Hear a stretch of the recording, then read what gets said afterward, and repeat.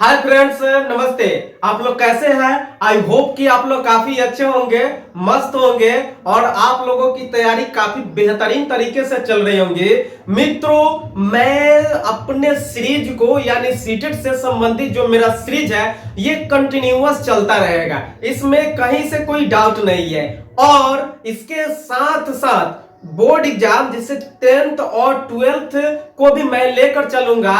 तो आज हम इस क्लास के अंतर्गत आज हम चर्चा करने वाले हैं कि बोर्ड एग्जाम में कॉपी कैसे लिखे। देखिए, एक्चुअली होता क्या है कि काफी इंटेलिजेंट बच्चे होते हैं जो बोर्ड एग्जाम में जाते हैं और अपनी सारी प्रश्नों का आंसर काफी अच्छी तरह से देते हैं, फिर भी उनका नंबर आशा से कम आता है। ऐसा क्यों होता है? कौन सी वजह है, कौन सी कमियां हैं कि उनकी नंबर आशा से कम आता है और वे कहते हैं कि एग्जामिनर मेरे साथ चीट किया, धोखा किया। मित्रों, ऐसा नहीं है। आप जैसा लिखेंगे वैसा ही आपको नंबर मिलेगा, यानी आपके कर्म के अनुसार ही आपका नंबर मिलेगा। कहने का अर्थ है कि आप जिस प्रकार लिखेंगे उसी प्रकार आपका नंबर मिलेगा। इसमें कोई एग्जामिनर जो है किसी के साथ चीट नहीं करता है। तो वैसे बच्चे जो इंटेलिजेंट होते हैं उनका नंबर कम क्यों आता है? तो इसका वजह है। वजह क्या है कि वे जो कॉपी लिखते हैं वे अच्छी तरह से नहीं लिख पाते हैं। लिखने का जो स्टाइल है उस पे उनका ध्यान नहीं रहता है, जिसके कारण उनका नंबर कम आता है। तो आज हम इससे संबंधित जो भी घटना है, जो भी मसला है, जो भी कमियां हैं, उन सारी कमियों पे आज हम चर्चा करेंगे। और मित्रों, ये जो क्लास है ये आपके लाइफ के लिए सबसे बेहतर क्लास है, सबसे बेहतरीन क्लास है और ये क्लास आपके लाइफ को चेंज कर सकती है। तो चलिए शुरू करते हैं आज का यह बेहतरीन क्लास। कॉपी कैसे लिखे यानी एग्जाम में कॉपी कैसे लिखे। तो चलिए सबसे पहले हम शुरू करते हैं पॉइंट नंबर 1। देखिए क्या है, बच्चों को कम से कम 2 पेन यानी कलम लेकर एग्जाम हॉल में जाना चाहिए। मित्रों देखिए, आप कम से कम 2 कलम ले जाए और अधिक से अधिक जितना ले जाना है 3-4 ले जा सकते हैं। और देखिए, हो सके तो आप 2 कलर के पेन लेकर जाए। कौन कौन सी कलर? एक ब्लू और दूसरा काला। और काला का अगर परमिशन हो तो आप काला लेकर जा सकते हैं। तो देखिए, अब आपको करना क्या है कि जो आपका उत्तर जो होगा यानी कि क्वेश्चन का जो उत्तर जो देना होगा उसको आप ब्लू पेन से लिखे। जैसे देखिए, हमने क्या किया है, इस पॉइंट को रेड पेन से लिखा है, ओके, और इसको हमने क्या किया, काला पेन से लिखा है। तो आपको करना क्या है कि जो आपका उत्तर होगा, उत्तर और उसका जो नंबर होगा उसको आप ब्लू पेन से लिखे और बाकी जो है, जो भी आपका आंसर होता है उसको काला पेन से लिखे। इससे होगा क्या, इससे जो आपकी लिखावट होगी उसकी सुंदरता बढ़ जाएगी और एग्जामिनर जो होंगे उनको वह देखने में काफी अच्छा लगेगा। तो वे नंबर जो है अच्छी तरह से देंगे आपके लिखने के आधार पे। अब देखिए, ये पॉइंट नंबर 2, पेन यानी कलम थोड़ी पुरानी होनी चाहिए ताकि फास्ट चले। हाँ, ये काफी अच्छी बात है। आप जब भी एग्जाम देने जाए तो आपकी कलम जो है वह थोड़ी सी पुरानी होनी चाहिए, यानी चली हुई होनी चाहिए। और होता क्या है कि बच्चे क्या है, एग्जाम में जब जाते हैं यानी एग्जाम देने जब जाते हैं तो वो क्या करते हैं, नई नई कलम लेकर जाते हैं। नई कलम को रफ्तार पकड़ने में थोड़ी सी टाइम लगती है, यानी जब बच्चे आधा घंटा लिखेंगे तब उनकी कलम की रफ्तार आएगी, तब तक वह कलम रफ्तार में नहीं चलेगी।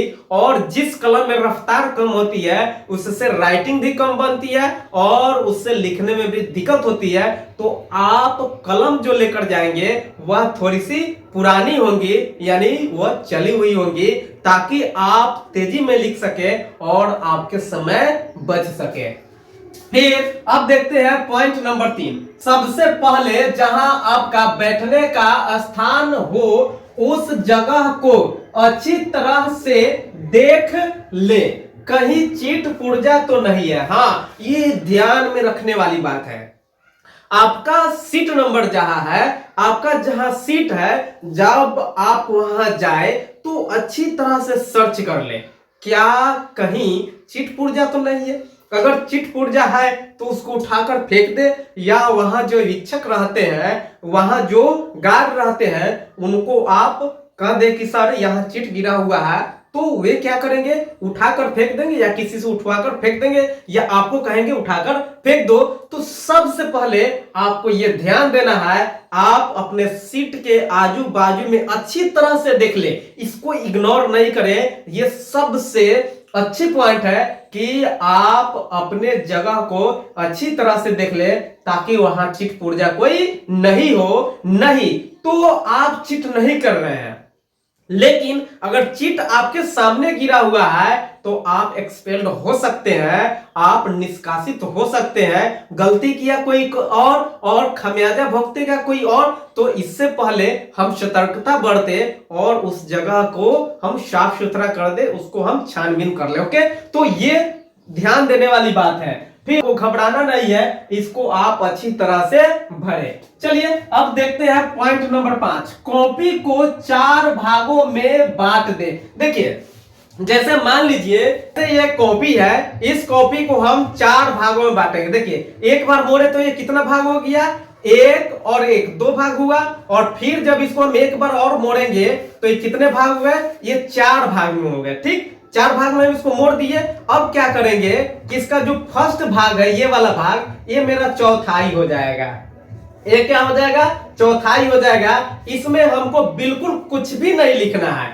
अब आपके पास कितना बचा, ये कॉपी आपका 3 हिस्सा बचा, 1 2 और 3। तो देखिए इसमें भी थोड़ा सा हम दाएं से छोड़ देंगे, जैसे इसमें छोड़ा हुआ है, थोड़ा सा छोड़ा हुआ है, तो इधर से भी थोड़ा सा हम इसको मोड़ देंगे, थोड़ी सी मोड़ेंगे। और देखिए, जैसे हम इतना मोड़ दिए, और इधर से भी हम इसको क्या करेंगे, छोड़ेंगे, और तब जो बचा हुआ है वहां से हम लिखेंगे। अब ध्यान दे कि 1/4 ये आपका है और 1/4 ये है, और जब हम आंसर लिखे तो ये तीसरे नंबर से शुरू करें, या तीसरा नंबर चौथाई से हम आंसर लिखे। जैसा नंबर चौथाई जो है वहां से आपको लिखना शुरू करना है। क्यों वहां से लिखना शुरू क्यों करना, वहां आपको आंसर लिखना है।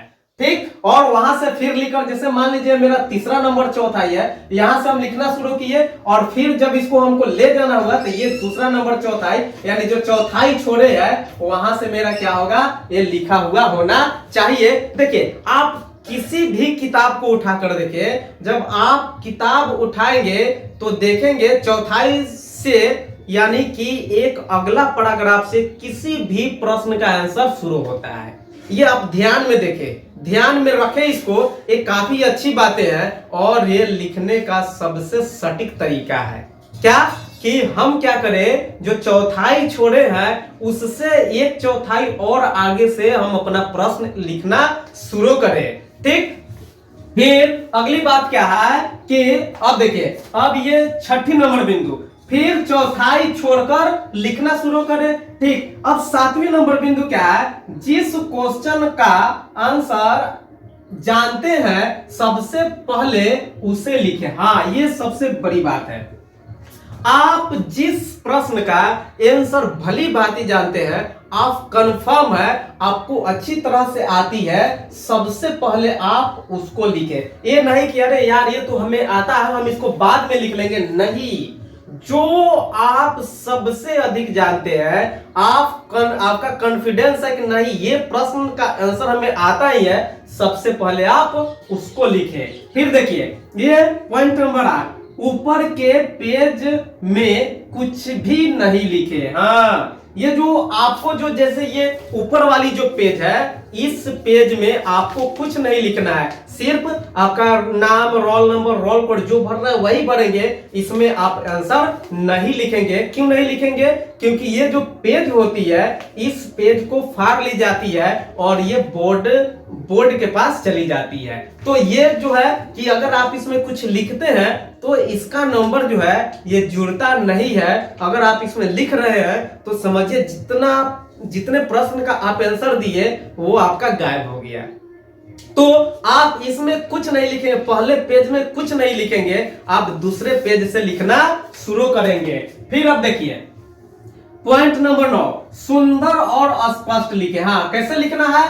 सुंदर लिखना है और स्पष्ट लिखना है, साफ साफ लिखना है। ये नहीं कि पाना भरने के चक्कर में हम क्या किए, जैसे मन किया वैसे ही लिख दे। नहीं, जब आप सुंदर और साफ लिखेंगे तो क्या होगा, आपकी बात, आपकी लिखावट जो परीक्षक है उनके दिल में जाएंगे, यानी वे क्या करें, अरे यार ये तो बच्चा काफी अच्छी तरह से लिखा है। तो थोड़ी सी आपकी इधर उधर भी लिखावट होगी, थोड़ी सी इधर इधर भी आप आंसर का अगर जवाब दिए होंगे तो वे आपको लिखावट के आधार पे नंबर दे देंगे।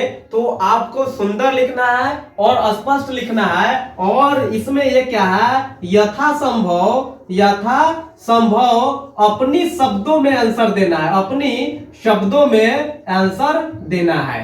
क्या करना है, यानी किताबी दुनिया से नहीं जाना है।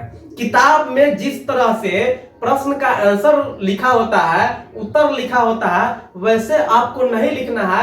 आप अपने मन से, अपनी मन की अपनी सुंदरता से उसे क्या करें, सजाएं, यानी अपनी मन की सुंदरता से अपनी शब्दों में उसे लिखे, ताकि एग्जामिनर को लगे यानी इस प्रश्न का आंसर वह अपने शब्दों में दिया है।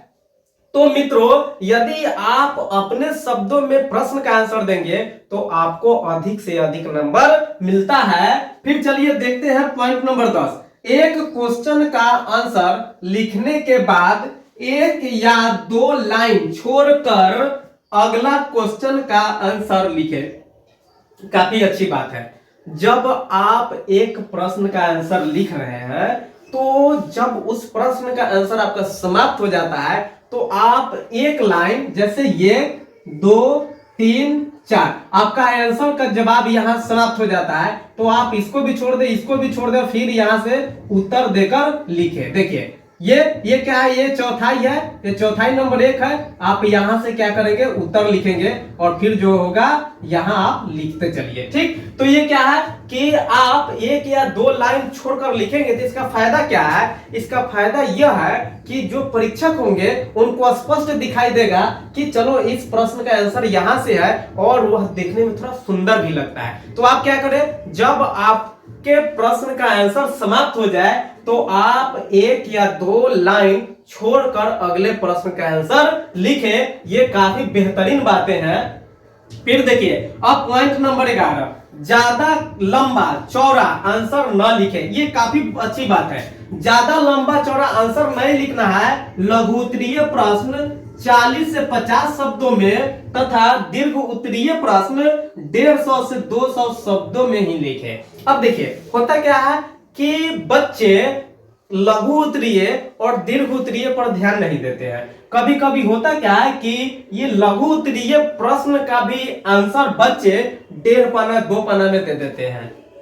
उनको ये ध्यान नहीं रहता है कि हमें कितने शब्दों में लिखना है, जबकि ये आपके कॉपी में स्पष्ट लिखे होते हैं कि इस प्रश्नों का आंसर आप 40 से 50 शब्दों में दे, इस प्रश्नों का आंसर आप 150 से 200 शब्दों में दे। तो जितना शब्द लिखा हुआ है आप उससे 2-4 शब्द आगे बढ़ सकते हैं या 2-4 शब्द पीछे रह सकते हैं, यानी कम या ज्यादा लिख सकते हैं। ये नहीं कि लिखा हुआ है कि 40 से 50 शब्दों में लिखे तो आप 80 से 100 शब्द में लिखे, ये कहीं से शोभनीय नहीं है। जब आप ऐसा लिखेंगे तो एग्जामिनर आपका नंबर काट लेगा, जो परीक्षक होंगे वे आपका नंबर काट लेंगे, क्योंकि वे क्या करेंगे, कहेंगे इस बच्चे में इतनी सेंस नहीं है कि कहा जा रहा है कि 40 से 50 शब्दों में आंसर दे, तो ये 150, 200 और 180 शब्दों में ये क्या किया, आंसर दिया है। तो वे उब जाएंगे और आपके आंसर को वे गलत कर देंगे,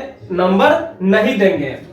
फिर जिस प्रश्न का आंसर हमें 150 से 200 शब्दों में देना है, बस हमें इसके बीच में ही देना है। ये नहीं कि अब देखिए, अब ये 150 से 200 के बीच है, तो ये नहीं कि आप इसको 50 शब्दों में ही दे दिए, 70 शब्दों में ही दे दिए, या 300 शब्द में दे दिए, ऐसी बात नहीं। आप एवरेज लेकर चलिए। देखिए ये अगर 150 से 200 है, आप अगर 140 130 भी जाते हैं तो चलेगा, और अगर आप 210 215 जाते हैं फिर भी चलेगा।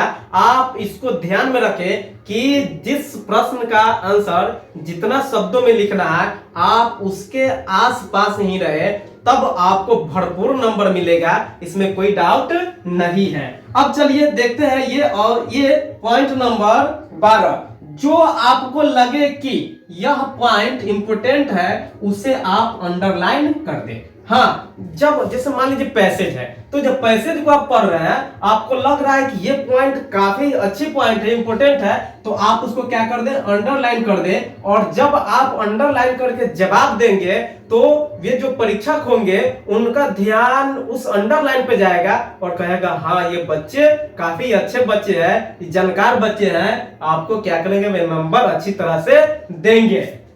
फिर देखिए ये पॉइंट नंबर 13 और आखिरी, अंत में कॉपी जमा करने से पहले कॉपी को अच्छी तरह से जांच ले। देखिए लास्ट में आपको क्या करना है कि कॉपी जमा करने से पहले आप कॉपी की जांच या कॉपी को भली भांति जांच कर ले, कहीं तो कोई मिसिंग नहीं है, कहीं तो कुछ छूटा नहीं है, कहीं तो नंबरिंग में कहीं दिक्कत नहीं है, क्या किसी प्रश्न का जवाब तो नहीं छोड़ दिए। ये इन सारी बातों को ध्यान में रखकर आपको एग्जाम देना है। और मित्रों एग्जाम हम कैसे दें, तो एग्जाम फ्री माइंड में दे, बिना किसी दबाव के, बिना किसी तनाव के, बिना किसी टेंशन के आप एग्जाम दें। आप इंजॉय करते जाए, हंसते जाए, खेलते जाए, और क्या करें, आप एग्जाम देकर आए तो जब आपका दिमाग जब क्या कर रहेगा, सक्रिय रहेगा, तो आप अच्छी तरह से लिख लेंगे। और पहले ही सोच ले अरे यार आज का एग्जाम तो काफी वास्ट है, काफी हार्ड है, आज हम क्या लिखेंगे, कैसे लिखेंगे। जब आप ऐसे सोच लेंगे तो समझिए कि आपका एग्जाम गड़बड़ हो जाएगा, वो क्या हो जाएगा, अच्छा नहीं जाएगा।